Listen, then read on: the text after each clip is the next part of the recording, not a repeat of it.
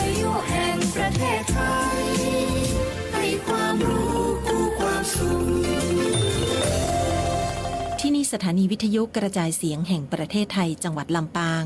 ทำการส่งกระจายเสียงในระบบ FM ความถี่ 97 เมกะเฮิรตซ์ จากนี้ไปเชิญติดตามรับฟังรายการเกษตรสัมพันธ์ค่ะ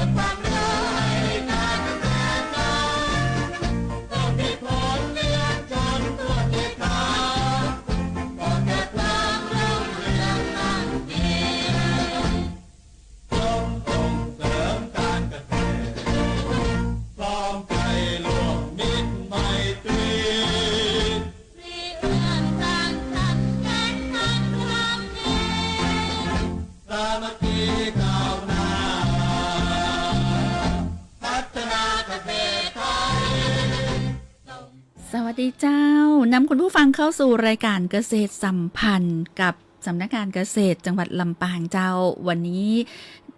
เพชรดาเพลงตาเปลี่ยนไปนะเจ้าเป็นหน้าตาแอลชุติการเราชัยแตนดีเจแน็กกี้ในวันนี้เนอะวันนี้นะเจ้าไม่ได้มาคนเดียวเจ้า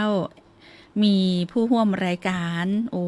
ถือว่าเป็นเกียรติขนาดเลยที่ได้มีโอกาสนะเจ้าพบกับตัวแต้ของเกษตรกรดีเด่นสาขาการผลิตพืชอินทรีย์ระดับภาคเหนือตอนบนประจำปี 2568 คุณมณีรัตน์สุรเสนเจ้าของฟาร์มปลูกผักอินทรีย์มณีฟาร์มตำบลวอแก้วอำเภอห้างฉัตรจังหวัดลำปางสวัสดีเจ้าสวัสดีจ้าโอ้วันนี้เป็นเกียรตินะเจ้าที่ได้อู้จากับเกษตรกรดีเด่นประจำปี 2568 สาขาการผลิตพืชอินทรีย์ระดับภาคเหนือตอนบนนะเจ้าต้องคือแนะนำตัวก่อนเลยนะแฟนรายการนะ FC รายการเกษตรสัมพันธ์เนาะวันนี้วันที่26มีนาคม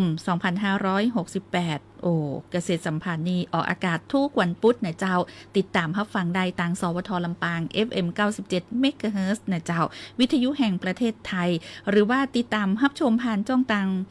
เพจของเฮาเนาะ Facebook Live นะเพจสวท.ลำปางกรมประชาสัมพันธ์เจ้าวันนี้นี่แขกรับเชิญพิเศษสุดๆเลยจากอำเภอห้างฉัตรนะเจ้าแล้วก็มีความรู้ความสามารถด้านการผลิตผักอินทรีย์แล้วก็อยากจะให้คุณมณีรัตน์เนาะได้แนะนำตัวกับคุณผู้ฟังแฟนรายการสักน้อยหนึ่งนะเจ้าขอสวัสดีแฮมกรรมนะเจ้าคุณแอลชุติการนะคะและท่านผู้ฟังทุกท่านนะเจ้าข้าเจ้านางมณีรัตน์สุรเสนค่ะเป็นเจ้าของฟาร์มปลูกผักอินทรีย์มณีฟาร์มนะเจ้าอยู่ตำบลวอแก้วอำเภอห้างฉัตรจังหวัดลำปางเจ้าเป็นกระปูน้อยนะ แนะนำตัวตัวอี้นะเจ้าบ่เป็นหยังแล้วทีนี้นะเจ้าอู้ถึงแล้วฟาร์มมณีฟาร์มเนาะหลายคนอาจจะใครฮู้ละว่าเป็นปลูกผักอินทรีย์แล้วเป็นเกษตรกรดีเด่นสาขาการผลิตพืชอินทรีย์โดยสวนมณีรัตน์หรือว่ามณีฟาร์มเนี่ยอยู่ที่ไหนดังใดถ้าอยากจะไปแอลสวนอยากจะไปพอพักอีหนอที่เป็นปลูกเนี่ยเจ้าในฟาร์มของเปิ้ลเนี่ยคำว่าฟาร์มนี่แสดงว่าจะมีกล้าพักอย่างแน่นอนนั่นก็เจ้าก็มณีฟาร์มของเขานะเจ้าตั้งอยู่ที่หมู่1นะคะบ้านตุ้งผานะเจ้าตำบลวอแก้วค่ะใกล้กับกศน.ตำบลวอแก้วเจ้าห่างจากตัวอำเภอห้างฉัตรประมาณ10กิโลนะเจ้าแล้วก็ถ้าจากตัวเมืองไปนะเจ้าจะประมาณ25กิโลนะเจ้าเนาะในส่วนของเฮาหรือฟาร์มของเฮาเนี่ยเจ้าก็มีการปลูกผักอินทรีย์ตลอดทั้งปีเจ้ามีผักมากกว่า17รายการนะเจ้าเนาะฟาร์มของเฮาได้รับการรับรองมาตรฐานเกษตรอินทรีย์ออร์แกนิกไทยแลนด์นะเจ้าดังนั้นนะคะทุกท่านนะคะที่ได้บริโภคผักจากสวนของเฮานะเจ้าหรือฟาร์มของเฮาเนี่ยรับรองและมั่นใจได้เลยว่าป ปลอดภัย 100% นะเจ้าแล้วไอ้ของเฮานี่นะเจ้ายังเป็นมิตรต่อสิ่งแวดล้อมตัวเนอร์ เพราะเฮามีการนำผลิตทั้งหมดนะคะไอ้บาเฮอมีการลดการสูญเสียนะเจ้าเนาะบาเฮอเกิดขยะเนี่ยค่ะเรานำกลับมาใช้หมุนเวียนได้หมดเลยนะคะในส่วนของเฮาเจ้าทีนี้ในเรื่องของคำว่าเกษตรอินทรีย์เนี่ยคือจะต้องเริ่มต้นตั้งแต่เตรียมดินเนาะเตรียมดินให้พร้อมในการปลูกมันบอกดินดีพืชงามนำสุขอยู่แล้วแต่ทีเนี้ยในเรื่องของเกษตรอินทรีย์ที่ฟาร์มนี่นะเจ้าคือคุณมณีรัตน์ได้ว่าพี่น้องผู้บริโภคพี่น้องเกษตรกรท่านอื่นหรือว่าพี่น้องประชาชนทั่วไปที่เป็นฮักสุขภาพเนาะแล้วก็ถึงขั้นตอนการผลิตหรือว่าขั้นตอนการเตรียมกว่าจะได้มาเกษตรอินทรีย์เนี่ยยากก่อเจ้ากว่าจะได้พักมางามอย่างที่คุณผู้ฟังคุณผู้ชมหันตางไลฟ์สดเนาะผ่านเพจของสวทลำปางกรมประชาสัมพันธ์เนี่ยมีทั้งพริกเปิ้นกับงามนะบะเขือกับงามบักกล้วยเตดกับเหมาะนะเจ้าผักอย่างหลายอย่างที่บอกว่าตะกี้17ชนิดของเกินให้ฟังหรือให้ฟังหน่อยเพื่อว่าคุณผู้ฟังแฟนรายการที่ฮักสุขภาพแล้วก็เน้นกินผักปลอดสารพิษผักอินทรีย์ตัวเนี้ยจะได้ฮู้ละตัวนี้มีอันอย่างพ่องเจ้าเจ้าในส่วนของเขานะเจ้าวันนี้ทำไมถึงกล้ารับรองหรือมั่นใจขนาดว่าของเฮาบ่มีสารเคมีหรือว่าอันนี้ตกค้างเลยนะเจ้าเพราะว่าของเฮาเนี่ยในพื้นที่ที่เฮาทำสวนเนี่ยมันเป็นที่รกร้างมากว่า30ปีไม่ได้มีการใช้งานมาก่อนเนาะไม่ได้ปลูกพักปลูกอะไรอย่างมาก่อนไม่ได้โดนสารเคมีแน่ๆอยู่ละนะเจ้าจากนั้นมาเนี่ยมีการได้เข้ามาเริ่มทำตั้งแต่ปีพศ2563เนี่ยด้วยความที่ว่าเห็นญาติเนาะมาว่าเป็นพี่บ่าวมาว่าจะเป็นพี่ป้าน้าอาเปิ้นบ่มีอาชีพที่แน่นอนนะเจ้าก็เลยอยากจะทำสร้างอย่างขึ้นมาสักอย่างให้เปิ้นได้มีอาชีพที่เป็นรากเป็นแรงเนาะมีรายได้ก็เลยรากเป็นคนที่ชอบกินพักปลอดสารอยู่ละปลูกพักกินคนเดียวอยู่แล้วนะเจ้าก็เลยได้มาทำบุกเบิกพื้นที่ตรงนี้นะเจ้าเป็นพื้นที่ประมาณ6 ไร่เนาะ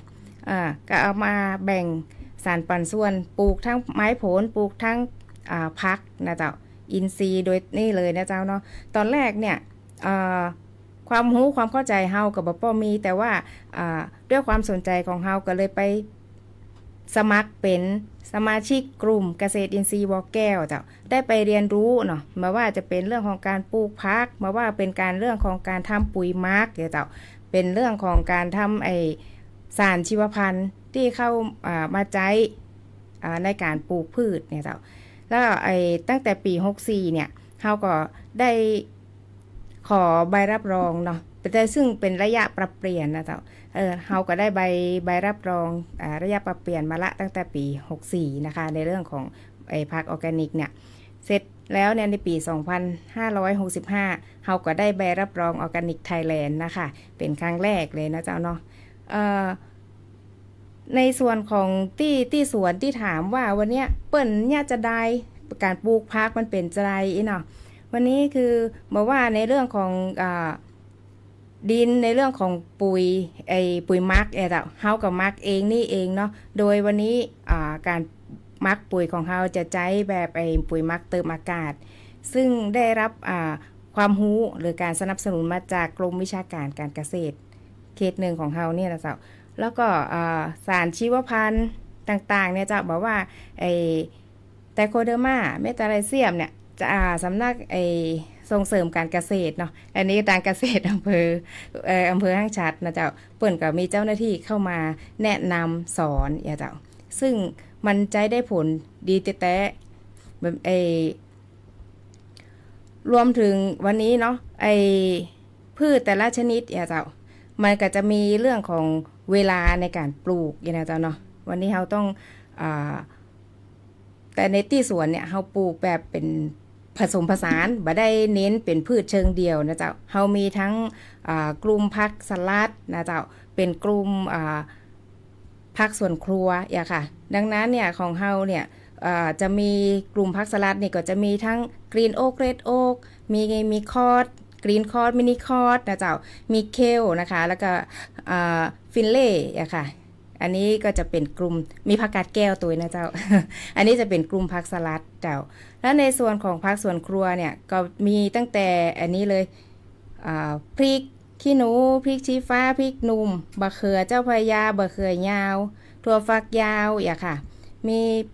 กะเพราโหระพามีผักแพรวมีนี่หมดเลยบะเขือยาวอย่างคะน้ากะหล่ำปีผักกาดขาวปลีอย่างค่ะมีหมดแล้วเจ้าจิงจูชายมีกุ้ยช่ายมีนะคะหน่อไม้ฝรั่งก็มีนะเจ้าจะออกสู่ตลาดเร็วๆนี้ เจ้าฟังคุณมณีรัตน์ได้อูเนี่ยโอ้คือพักนี่มีจำหน่ายตลอดทั้งปีก็เจ้าออกทั้งปีเจ้าออกทั้งปีเนาะเจ้าจะมีทีนี้ถ้าเกิดว่าคุณผู้ฟังแฟนรายการประเดี๋ยวเนี่ยคือติดตามรายการเกษตรสัมพันธ์อยู่เนาะแล้วก็สนใจทีเนี้ยนอกจากที่ฟาร์มแล้วเนี่ยเขามีจำหน่ายคือคนที่อยู่ไก่ได้ไปเลือกซื้อเลือกชอบหรืออีกก็มีกระจายไปตลาดอย่างใดพ่องก็มีแหล่งจำหน่ายเพิ่มเติมก็เจ้านอกจากจะที่ซื้อที่สวนได้นะเจ้าเนาะตอนนี้เราก็เอาพักมาจำหน่ายที่กาดนางก้อมเนาะทุกวันเสาร์วันติดนะเจ้าตั้งแต่ 7:00 นถึงบ่าย 2:00 เนาะแล้วก็ทุกวันจันทร์กับวันศุกร์เนี่ยเราจะมีมาจำหน่ายที่หน้าธนาคารธกส.สาขาลำปางเจ้าแล้วก็ถ้าจะเปลี่ยนทุกวันนี้ก็จะมีที่กาดราชวงศ์เจ้าราชวงศ์กาดราชวงศ์ถ้าแล้วก็คือติดกับกาดออมสินแถวนั้นแล้วเนาะกาดราชวงศ์ตรงในฮะเนาะเจ้าจะอยู่ตรงข้ามกับศูนย์เวลเนสตรงข้ามกับศูนย์เวลเนสเจ้าอ่ะแล้วก็จะมีหน้าร้านเซเว่นที่อำเภอเกาะคา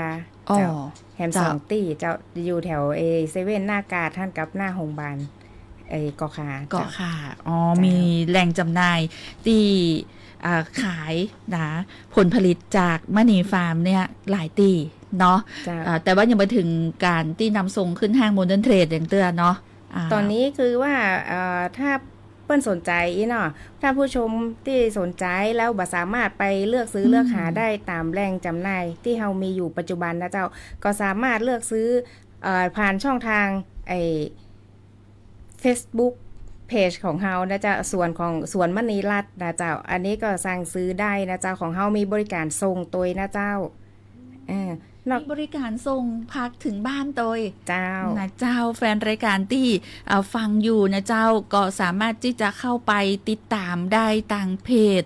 ของสวนมณีฟาร์มที่เป็นใจจื่อเพจว่าสวนมณีรัตน์มณีนี่ตัวนอเนนนะเจ้าแต่เป็นภาษาไทยพิมพ์ไปเลยสวนมณีรัตน์ก็จะหันพักงามขนาดนะงามพักเป็นห้องพักเคลกรีนโอ๊กถั่วฝักยาวนะที่น้องแอลหันนี่นะมีกะหล่ำดอกนะเจ้ามีความหลากหลายคือเป็นไม่ได้ปลูกมีแถวบะเขือส้มนะบะเขือเจ้าพระยาเนาะบ้านเฮาห้องบะเขืออย่างนะบะเขือพลอยก่อนบะเขือพลอยเนาะบะเขือเจ้าพระยานะมีแถวไข่ไก่อารมณ์ดีเลยนะอันนี้เตะตาเลยนะเจ้าหมายถึงว่าหันปุ๊บหันไข่ไก่อารมณ์ดีนี่เนี่ยอย่างต้องตั้งชื่อนี้อย่างเงี้ยเจ้าพอจะบอกได้ก่อนเราฟังได้ก่อนไก่ทำไมเป็นไก่อารมณ์ดีเพราะวันนี้เราจะเลี้ยงแบบปล่อยเนาะเฮ้อเปิ้ลได้เดินได้คุยเคลียร์ของเปิ้ลนะเจ้าเราบ่ได้เลี้ยงเป็นกรงตับนะคะสำหรับในส่วนของอาหารไก่เนี่ยเราก็มีการผสมอาหารเองนะเจ้าเราบ่ได้ซื้อเป็นอาหารสำเร็จรูปมาดังนั้นเนี่ยก็คือจะบ่มีสารเร่งนะคะที่ว่าบังคับให้เปิ้ลออกไข่เนาะอันนี้นะเจ้าแล้วก็เรายังใช้วัตถุดิบจากธรรมชาตินะเจ้าบอกว่าจะเป็นแหนแดงนะคะหรือว่าเป็นหนอนแมลงวันลายนะเจ้าเป็นส่วนผสมในการที่ทำเป็นอาหารไก่ค่ะนี่ก็คือที่มาที่ไปของจื่อไข่ไก่อารมณ์ดีและหันพักสลัดนะแล้วก็บรรยากาศที่การนั่งก้อมที่ต่างเพจมณีรัตน์ได้เอาขึ้นมาเนาะสามารถที่จะติดตาม พอได้นะพอแล้วสนใจแล้วก็สั่งได้เป็นบอกว่ามีบริการส่งถึงบ้านนะเจ้าคุณมณีรัตน์ยืนยันน้องแอวหันบล็อกโคลี่เนาะโอ้ยก็งามนะบะเขือส้มกับซ้ำเหมาะนะเจ้ามีหลากหลายนะหลากหลายบัดแต่งนี่ขนาดเป็นบัดแต่งบ้านเฮาห้องบัดแต่งซ้างก็ค่ะ ใจแล้ว ก็ เจ้า บัดแต่งเมืองเฮาเนาะ จ้า แต่ว่ายังบ่มีแต่งญี่ปุ่นเด้อเนาะ ยังเจ้า แต่ว่านี่บอกดีเจแน็กกี้ไปบอกว่าคือเจ้าของสวนเป็นเอาแต่งญี่ปุ่นมาขายตัวเนอร์ตัววันนั้นเนี่ยรู้กันซื้ออีนะ ของไอ้ยังก็ค่ายสุรศักดิ์มนตรีที่เป็นเอามาจำหน่ายนะเจ้าเป็นโครงการทหารพันธุ์ดีที่เรียกเป็นเอาผักมาขายอะเนาะ ได้ ก็รู้กันซื้อมาแต่งเจ้าก็เลยบอกว่าแน็กกี้บอกเจ้าของสวนเอาผักมาขายตัวเนอร์พอมาวันนี้ บ่มีเตื้อเพราะว่ายังไม่ได้ปลูกเตื้อเนาะ ในส่วนของไอแตงญี่ปุ่นเจ๊ก็เจ้าของเขาจะเป็นไอส่วนใหญ่จะเป็นแต่งกวากับแต่งร้านอยู่เจ้า เจ้า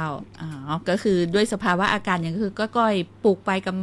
ไปทีละอย่างสองอย่างก็คือผสมผสานไปเนาะ จ้า อันไหนที่ทนความร้อนอันไหนที่ทนกับสภาวะอากาศแถวต่างห้างชัดลำปางเฮาก็ต่างส่วนก็จะเลือกปลูกจะอันแล้วก็ความสนใจของตลาดตัวก็ตัวเจ้า เจ้าแต่หันในภาพนะต่างเพจของสวนมณีรัตน์หรือว่าเป็นห้องว่าที่แต่ก็คือใจคำว่ามณีฟาร์มเนาะ จ้า แต่ว่าเพจบดายที่ใจคำว่าสวนมณีรัตน์เนาะอาจจะเป็นชื่อเดิมที่มันเคยตั้งไว้หรือว่าตั้งใหม่กับบ่ฮู้เนาะ แล้วก็มาเตะตาแหมกรรมนะเจ้าพอตั้งเพจแล้ว ยังมีเมนูที่ลูกค้าเอาไปแบบมารีวิวให้พอเนาะ จ้า โดยใจผลิตภัณฑ์หรือว่าผลิตผลต่างส่วนมณีรัตน์เนาะ เจ้า กินแล้วแบบสบายใจเนาะเดี๋ยวจะหัดทำก่อนนะเจ้า หันเมนูยำกะหล่ำปีมะเขือเทศอีดูกับน้ำปลากับอย่างก็กับปลานิ้นทอดนะนี่กับมีเมนูแล้วก็มารีวิวคือเจ้าของสวนพอตัวดูแล้วคือสบายใจเลยนะเจ้าว่าถ้าหากว่าซื้อจากสวนมณีรัตน์แล้วผู้บริโภคเนี่ยสบายใจได้เลยนะว่าเป็นผักที่เป็นผักอินทรีย์ก็คือเกษตรปลอดภัยเนาะเกษตรปลอดภัยก็คือควบคุมตั้งแต่เรื่องของดินที่ปลูกมาละเรื่องของปุ๋ยที่ใช้ก็เป็นปุ๋ยอินทรีย์กู้อย่างบ่มีในเรื่องของเป็นห้องว่าปุ๋ยน้ำตาลถ้าคนเมืองไปเจอว่าปุ๋ยน้ำตาลนี่โหละเนาะนะเจ้าก็คือทุกอย่างเป็นอินทรีย์หมดนะเจ้าปลอดภัยแล้วก็ราคาละเจ้าในการจำหน่ายพอแล้วเป็นแพ็คเกจจิ้งหมายถึงว่าแพ็คถุงแล้วเป็นจะติดแบรนด์ของมีติดชื่อพืชเนาะชื่อชนิดอย่างมีกรีนอย่างกรีนคอสนะเจ้ากรีนโอ๊กอย่างก็ว่าไปแล้วราคานี่จะแพงก็ต้องตลาดก่อนเขาเป็นเกษตรอินทรีย์นะเผื่อคุณผู้ฟังแบบสนใจเจ้าติดตามในช่องของรายการเกษตรสัมพันธ์อยู่คือได้ประชาสัมพันธ์ว่าสินค้าจากฟาร์มของเขาเนี่ยจับต้องได้จะได้ราคาย่อมเยาก็เจ้าสินค้าผักของเขาเนี่ยบ่แปลงเลยนะเจ้าอย่างผักสลัดเนี่ยค่ะเขาก็เริ่มต้นที่ถุงละ20 บาทเจ้าถั่วฟักยาวก็มีเป็นกรัม10 บาทก็มีเจ้าแล้วแต่ว่าวันนี้ลูกค้าอยากได้แบบบัดนักหรือว่าอยากได้เยอะๆอยากได้นักๆก็สั่งได้เป็นกิโลก็ได้เจ้าเขามีทั้งราคาตั้งแต่10 บาท20 บาทขึ้นไปค่ะจ้ะกินผักส่วนนี้ส่วนมณีรัตน์แล้วสบายใจแน่นอนเพราะอย่าง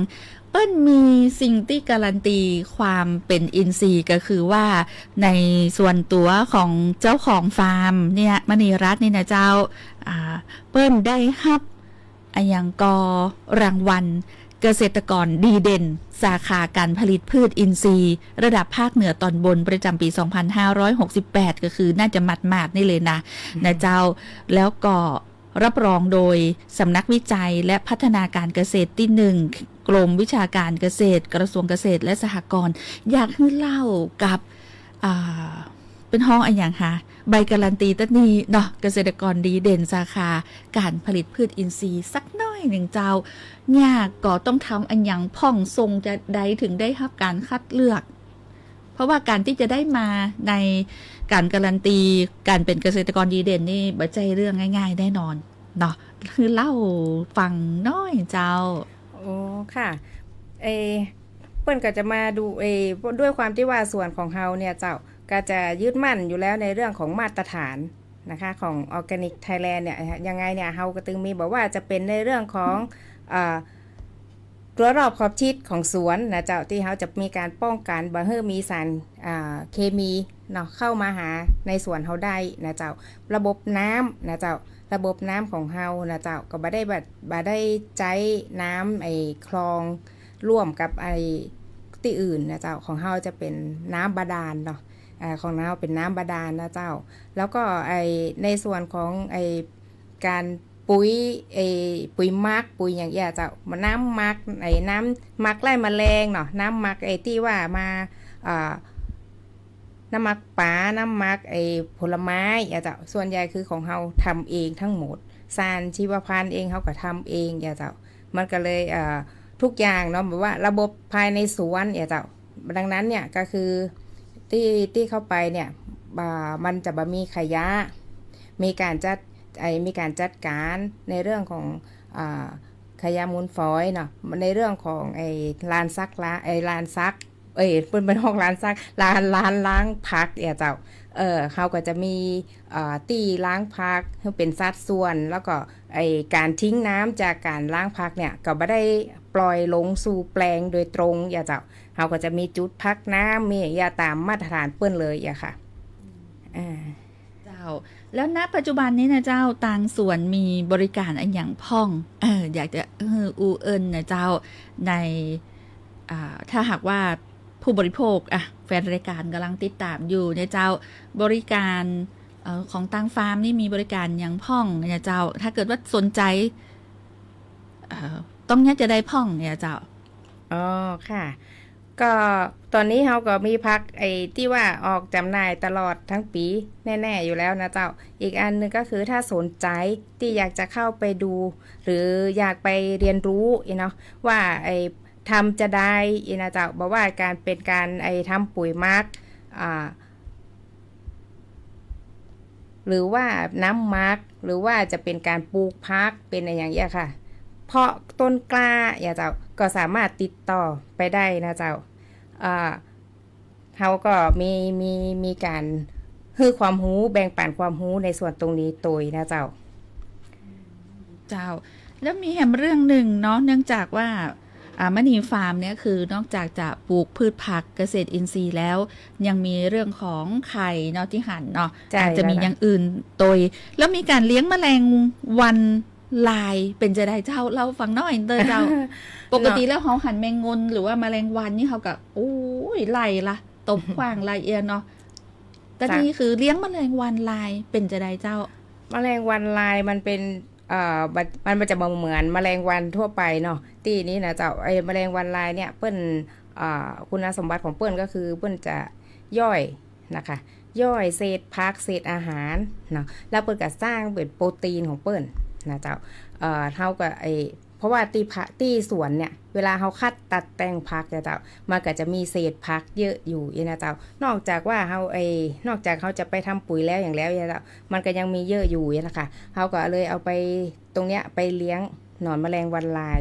เพื่อเป็นอาหารของเปิ้ลนะเจ้าแล้วเปิ้ลก็ผลิตมันก็จะกลายเป็นนั่นอย่างก็เป็นแหล่งโปรตีนชั้นดีเลยนะเจ้าที่เขาสามารถเอาไปเลี้ยงไก่ได้แหมเจ้ามันเป็นการลดต้นทุนในเรื่องของอาหารไก่ได้ตัวนะเจ้าเนาะแล้วก็ลดปริมาณขยะเศษขยะจากพืชพักที่เขาคัดตัดแต่งเนี่ยค่ะในสวนได้ตัวแหมเจ้าในส่วนของเวลาเอาไปเลี้ยงเวลาเนี้ยนะคะมันเลยทำให้เศษพักเศษนี้ที่จะกลายเป็นขยะเนาะในส่วนของเขาเนี่ยจะบะหมี่ค่ะแล้วเขาสามารถวนกลับมาใช้ได้ใหม่มันสามารถที่ทำให้มันลดอันนี้ได้เลยบะหมี่ขยะที่ว่ามันสูญเสียไปเลยเจ้าทุกอย่างเอามาเป็นวัฏจักรในส่วนได้หมดเลยกำมาใช้ได้หมดเนาะถ้าถึงเป็นขยะเปรียบเทียบกับขยะนี่ก็คือเหมือนกับขยะรีไซเคิลเลยจะบ่มีอันอย่างที่หลงเหลือที่เป็นเน่าทรงกลิ่นเหม็นในฟาร์มในสวนนี่บ่มีเนาะเพราะว่ามีตัวแมลงวันลายเนี่ยเป็นกลายเป็นว่าเป็นอาหารของไก่พอไก่ ถ่ายมูลออกมาเนาะที่ออกมาก็เป็นปุ๋ยต่อแหมก็เป็นวัฏจักรไปเลยเจ้าอันนี้คือกระบวนการการจัดการฟาร์มในส่วนของมณีฟาร์มหรือว่าสวนมณีรัฐตีเป็นชื่อเพจนี้นะเจ้าอันนี้ก็ทำให้ได้รู้ว่าแมลงวันลายนี่ก็มีประโยชน์น้อยนะถ้าเราได้ยินฟังแล้วแมลงวันหรือแมงงนเนี่ยไผ่ก็รังเกียจแล้วก็ยังเป็นตัวตีแบบเพาะเชื้อโรคหลายอย่างในหั่นเนาะกลายเป็นว่าเป็นอาหารจำดีให้กับไก่ได้โดยเนาะเจ้าในช่วงท้ายนี้นะเจ้าถ้าหากว่ามีกลุ่มเนาะหรือว่ากลุ่มที่เป็นสนใจอาจจะเป็นยังสมาร์ทฟาร์มเมอร์กลุ่มเกษตรกรในแต่ละชุมชนอื่นๆในพื้นที่อำเภออื่นๆที่ประจายอำเภอห้างชาร์ตเนาะอยากจะขอไปศึกษาดูงานอยากจะไปแอลฟาร์มหรือละออนนักเรียนโรงเรียนต่างๆคุณครูอยากจะไปปลาละออนไปพอไปดูงานนี่ได้ก่อเจ้าตั้งศูนย์นี่เปิดครับคือศึกษาดูงานก่อมีเจ้าได้เจ้าสามารถติดต่อแล้วก็จะต้องติดต่อจะได้ติดต่อไปที่ไหนจะได้เจ้าจะติดต่อมาทางเพจของสวนมณีรัตน์ก็ได้นะเจ้าหรือว่าจะโทรเข้ามาติดต่อที่เบอร์0835922445ก็ได้เจ้าเป็นเบอร์ของคุณมณีรัตน์เลยเนาะจะมีเป็นอย่างก็เพื่อนทำหน้าที่เป็นการตลาดให้กับสวนเป็นมีการจัดการสวนเรียบร้อยเลยคือมีฝ่ายตลาดมีฝ่ายผลิตมีฝ่ายบริหารจัดการทุกอย่างแสดงว่าที่ฟาร์มนี่จะต้องมีบุคลากรหรือว่าคนที่ยักการในฟาร์มเนี่ยนักก็เจ้าก็บ่เยอะนะเจ้าเพราะส่วนใหญ่ก็จะเป็นญาติกันที่ช่วยกันเนี่ยค่ะเจ้าคนไหนถนัดเรื่องอะไรอย่างเขาก็จะให้ดูแลในส่วนตรงนั้นไปเจ้านักก็จะประมาณ10บันทึงอีเนาะฟาร์มนี่คือบันทึงในกระบวนการบริหารจัดการก็คือในกลุ่มของญาติเครือญาติเนาะเจ้าใจละแล้วเขาก็นำเทคโนโลยีในส่วนของการระบบน้ำเนี่ยค่ะเอามาช่วยเนาะมันก็จะทำให้ลดเวลาการทำงานลงอย่าเจ้าเพราะว่าปัจจุบันนี้ก็คือการให้น้ำเขาจะสั่งผ่านมือถือละตั้งเวลาได้อย่างได้กดรีโมทอย่างเดียวเจ้าอันนี้ต้องไปศึกษาดูงานเลยนะเจ้าพี่น้องเกษตรกรที่ฟังรายการอยู่จะไปเป็นกลุ่มหรือว่าจะไปเดียวหรือจะได้ติดต่อทางสวนมณีรัตน์หรือว่ามณีฟาร์มได้เลยเพราะเป็นมีเพจและก็จะมีคนที่ฮับการประสานเรียบร้อยหรือว่าจะติดต่อเบอร์ที่คุณมณีรัตน์ได้ฮื้อไปนะเจ้า0926328299ได้เลยสามารถติดต่อที่จะเข้าไปศึกษาดูงานเกี่ยวกับการทำเกษตรอินทรีย์ของฟาร์มมณีรัตน์หรือว่าสวนมณีรัตน์ได้เลยมณีฟาร์มเนาะจื่อได้หมดเลยนะเจ้าตามนี้เนาะวันนี้ต้องขอบพระคุณนะเจ้าเกษตรกรดีเด่นเป็นบอกว่าชนะเลิศอันดับที่1สาขาพืชสวนประจำปี 2568 นะเจ้าแล้วก็เป็นระดับภาคเหนือตอนบนตยนะเจ้าสาขาพืชสวนวันนี้คุณมณีรัตน์สุรเสนเจ้าของฟาร์มปลูกผักอินทรีย์มณีฟาร์มตำบลวอแก้วอำเภอห้างฉัตรจังหวัดลำปางเป็นอย่างสูงนะเจ้าแล้วก็วันนี้เรา2คนต้องลาคุณผู้ฟังแต่เพียงเต้าอี้เจ้าติดตามใหม่กับรายการเกษตรสัมพันธ์เตือนหน้าเนาะวันนี้ลาไปก่อนสวัสดีเจ้าสวัสดีเจ้า